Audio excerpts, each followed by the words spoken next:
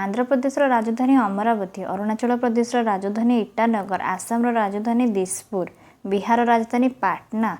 छत्तीसगढ़ राजधानी रायपुर, गोवार राजधानी पानाजी, गुजरात राजधानी गांधीनगर, हरियाणार राजधानी चंडीगढ़, हिमाचल प्रदेश राजधानी शिमला, जम्मू काश्मीर राजधानी श्रीनगर जम्मू, झारखंड राजधानी रांची, कर्नाटक राजधानी बेंगलोर, केरल राजधानी थिरुवनंतपुरम, मध्य प्रदेश राजधानी भोपाल, महाराष्ट्र राजधानी मुंबई, मणिपुर राजधानी इम्फाल, मेघालय राजधानी शिलंग, मिजोरम राजधानी इज्जल, नागालैंड राजधानी कोहिमा, ओडिशार राजधानी भुवनेश्वर, पंजाब राजधानी चंडीगढ़, राजस्थान राजधानी जयपुर, सिक्किम राजधानी गैंगटॉक,